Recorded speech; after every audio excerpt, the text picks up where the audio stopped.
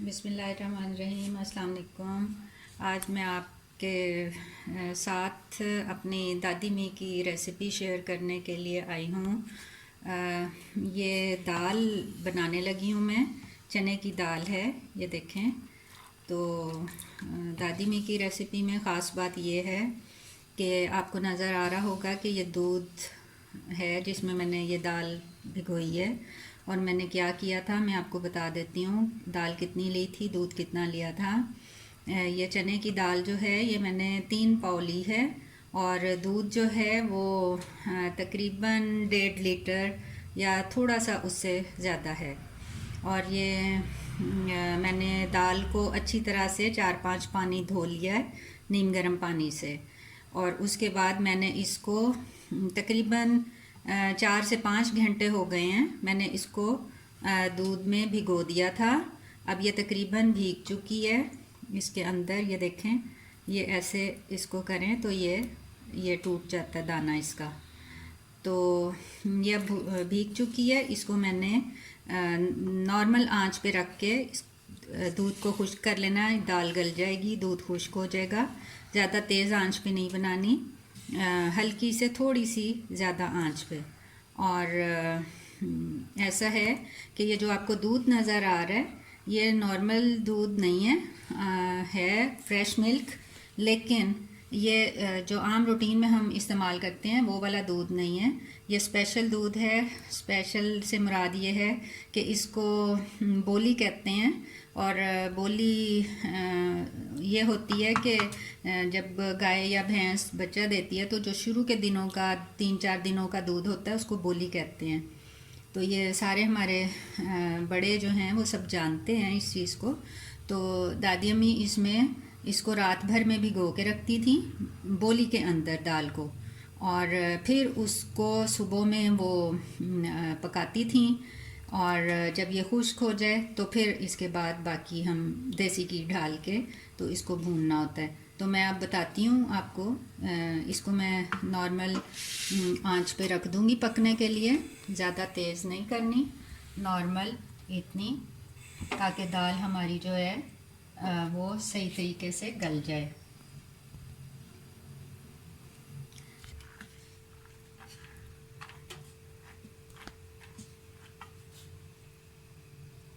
अब इसको हम पकने के लिए चूल्हे पे रख देते हैं।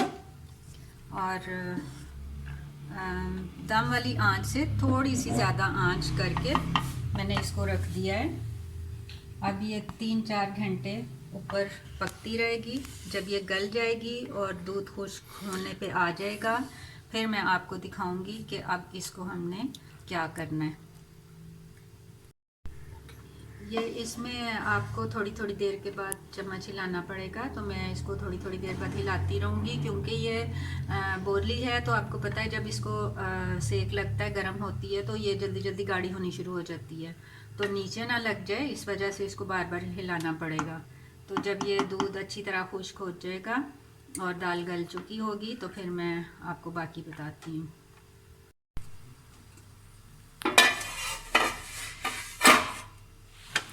ये अब देखें, ये गल चुकी है और इसमें ये थोड़ा थोड़ा दूध रह गया है। ये देखें, नज़र आ रहा होगा। तो अब मैं इसको ग्राइंड करूँगी। दादी अम्मी तो इसको एक मीठी कुंडी डंडा उन्होंने रखा हुआ था उसमें पीसती थी या सिलबट्टे पे। तो मैं इसको ग्राइंड करूँगी। और ये 15 इलायचियाँ, छोटी इलायचियाँ थी 15 के करीब। ये मैंने छील लिए हैं, दाने अलग कर लिए हैं। तो अब ये मैं इसमें मिक्स कर दूँगी और फिर जब मैं इसको ग्राइंड करूँगी तो ये साथ ही ग्राइंड हो जाएंगी। तो अब मैं ग्राइंड करके इसको तो फिर आपसे दोबारा मिलती हूँ।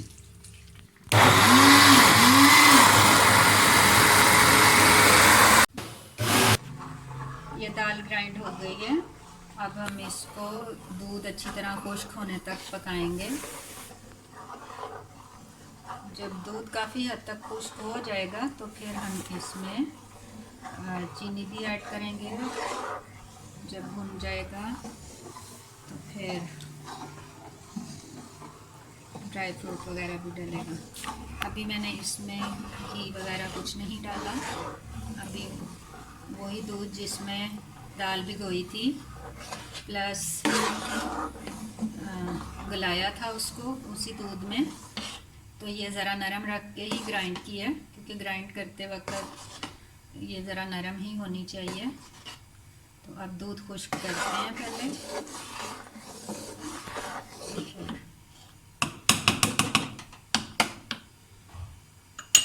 ये ड्राई फ्रूट जो मैंने ग्राइंड करके ही इसमें ऐड करना है, क्योंकि छोटे बच्चों ने खाना है और आप जानते हैं कि आजकल के बच्चे जो हैं वो साबुत कोई चीज़ मुंह में आ जाए तो उसको गुठली समझ के मुंह से निकाल देते हैं।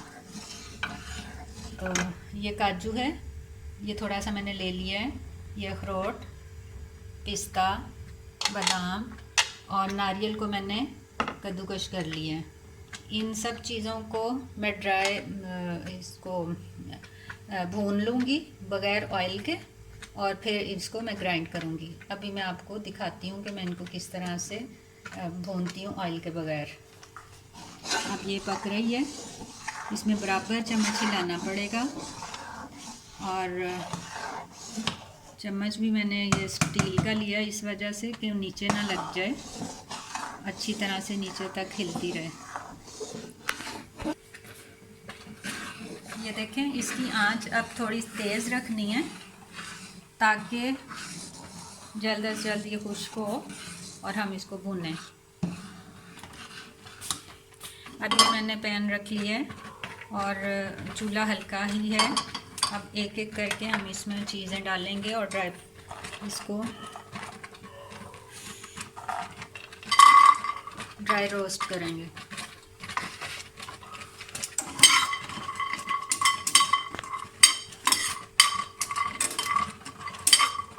साथ साथ इसका चम्मच भी हिलाते जाना है।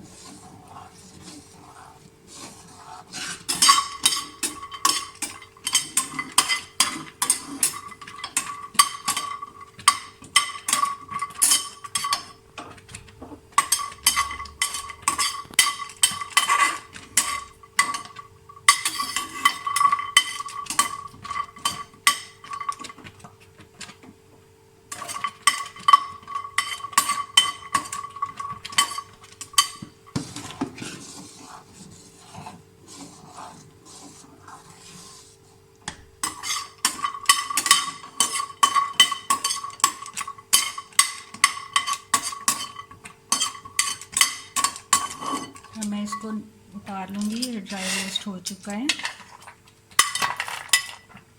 और बाकी 3 चीज़ें मैं इकट्ठी डाल देती हूँ।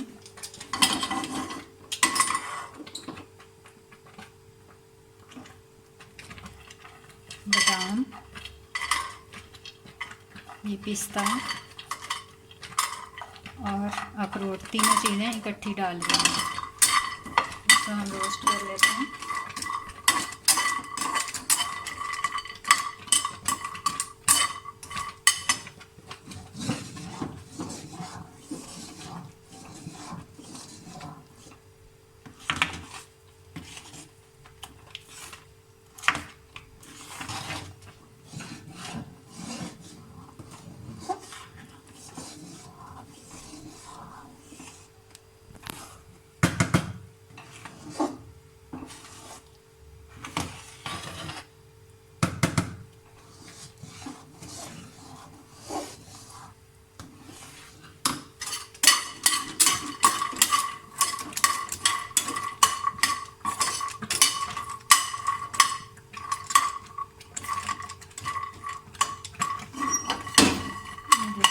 ड्राई रोस्ट हो चुकी हैं। अब हम इनको प्लेट में निकालते हैं और थोड़ी देर के लिए ठंडा होने के लिए छोड़ देते हैं। ये थोड़ी देर जब ठंडा हो जाएंगी तो फिर इसको ग्राइंड कर लेंगे।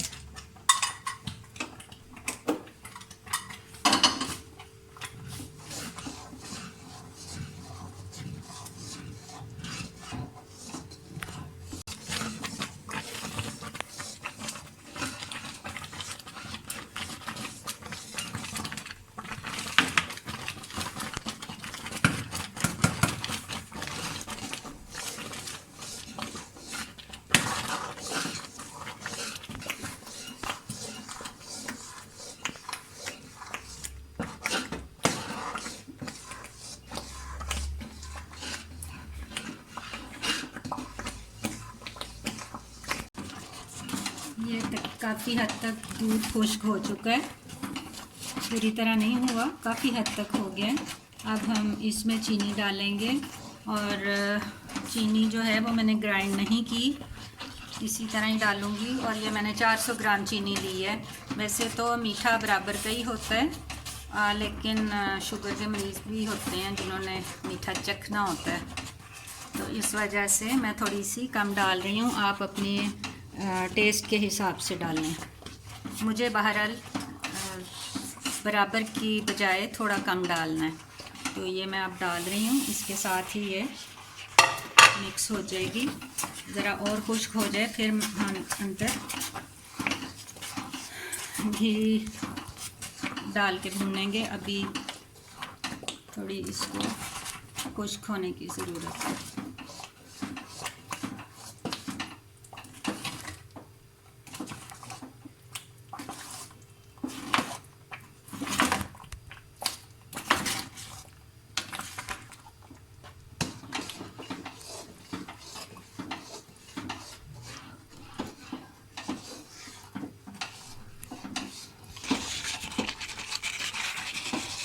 ये देखें अब काफ़ी गाढ़ी हो गई है, खुश्क होने की तरफ है। और क्योंकि ये फुल क्रीम दूध था तो इसके अंदर काफ़ी ज़्यादा घी मलाई थी, यानी वो मलाई से जो घी बनता है। तो इस स्टेज पे आके हम इसमें घी शामिल कर सकते हैं। यहाँ मैं आपको एक बात बता दूँ कि ज़रूरी नहीं है कि आपके पास अगर देसी घी नहीं है तो आप इसको बना नहीं सकते। देसी घी अगर ना हो तो आप दूसरे ऑयल या घी से भी बना सकते हैं, लेकिन इस रेसिपी में देसी घी ज़्यादा बेस्ट है। तो मेरे पास तो देसी घी नहीं है, मैं देसी घी की जगह ये मलाई मेरे पास फ्रेश है, ये मैं इसमें शामिल करूँगी और इसी में भूनूँगी। जब ये घी छोड़ देगा तो फिर ये हलवा तैयार होगा। अब मैं इसमें ये हाफ़ शामिल करूँगी पहले, अगर ज़रूरत हुई तो फिर और डाल दूँगी।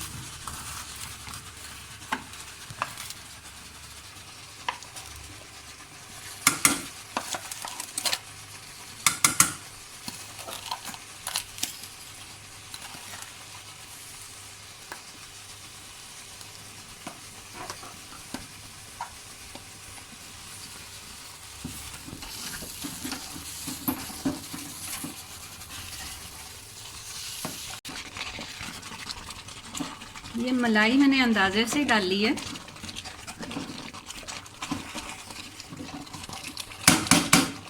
इसकी कोई मेजरमेंट नहीं है। जितनी मेरे पास थी उसमें से हाफ़ मैंने डाल दी है, और अगर और ज़रूरत हुई तो मैं और डाल दूँगी।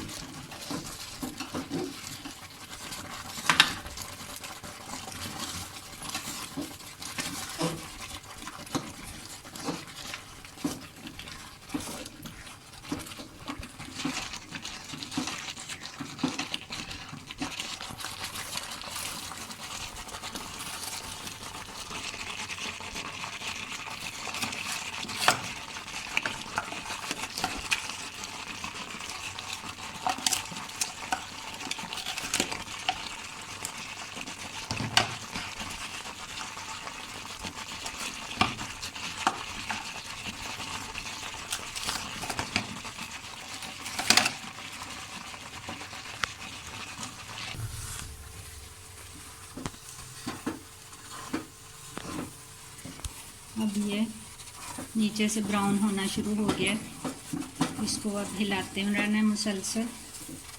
ये नीचे से ब्राउन होना शुरू हो गया, तो उस वक्त तक इसको हिलाना है जब तक ये अच्छी तरह से घी नहीं छोड़ देता। काफ़ी मेहनत वाला काम है, बस घर के 2-3 अफराद इसको मिक्स करने पे चाहिए। इस चीज़ का ख्याल रखना है नीचे ना लगे। ये दाल चूँकि बहुत ज़्यादा चिकनाई जज़ब करती है, तो मेरे पास जो बाकी मलाई थी मैंने वो भी डाल दी है। और ये आपको बता दूं कि ये फ़्रेश मिल्क की मलाई है। हम आम रूटीन में जब दूध इस्तेमाल करते हैं तो मलाई इस्तेमाल नहीं की जाती, उसको अलग कर दिया जाता है। तो बाद में जमा के उसको उसका बटर बना लेते हैं। घी बनाना हो घी बन जाता है। तो मैंने वही मलाई इसमें डाल के तो इस्तेमाल किए। तकरीबन किलो के करीब ये मेरे पास मलाई थी। ये देखें, अब घी जो है वो दाल से अलग होना शुरू हो गया है और दाल ने भी अपनी रंगत चेंज कर ली है, काफ़ी हद तक ब्राउन हो गई है। अब आहिस्ता आहिस्ता और ये ब्राउन होती जाएगी और तकरीबन गोल्डन ब्राउन हो गई है। अब हम इसको थोड़ा सा और भूनेंगे। बहुत अच्छी भीनी भीनी खुशबू देसी घी में बनी हुई इस दाल की। तो आपको नज़र आ रहा होगा ऑयल काफ़ी हद तक ऊपर आना शुरू हो गया है। हम थोड़ी देर तक इसको और पकाएंगे ताकि ऑयल जो है वो बिल्कुल, घी जो है वो बिल्कुल इससे अलग हो जाए दाल से। तो फिर इसमें ड्राई फ्रूट वगैरह ऐड करके डिश आउट करेंगे। ये देखें, हमारी दाल बन के तैयार हो गई है, भुन चुकी है और कितना प्यारा खूबसूरत कलर आया है और जायका भी बहुत मज़े का है। अब हम इसके अंदर ड्राई फ्रूट डालेंगे जो मैंने ग्राइंड कर लिए हैं। आपके सामने मैंने ड्राई रोस्ट किए थे, उनको मैंने ग्राइंड कर लिया क्योंकि बच्चों ने भी खानी है। तो ये हम इसमें ऐड करते हैं सारा ड्राई फ्रूट।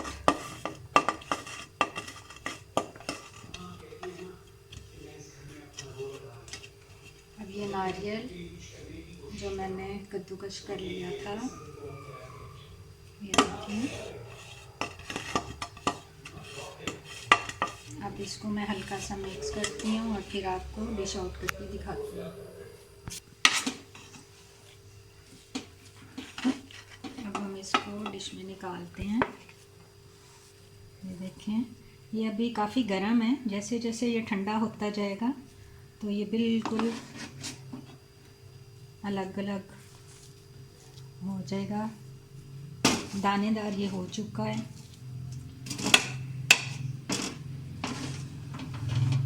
ये देखें, मज़ेदार दाल बन के तैयार है। ये फुल ऑफ प्रोटीन है, दाल चने की और फिर बोली, फिर ड्राई फ्रूट। अपने छोटे बढ़ते हुए बच्चों को दें, बढ़ती उम्र वाले बच्चों को, जिनकी उम्र इस वक्त जो ग्रोथ की उम्र में है, उनको, बड़े बुज़ुर्ग जवान सब खाएं और हमें दुआओं में याद रखें।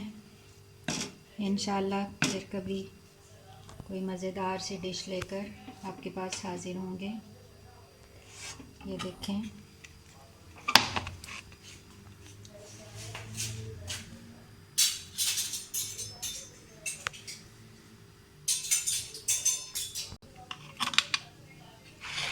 ये सर्व करने के लिए रेडी है।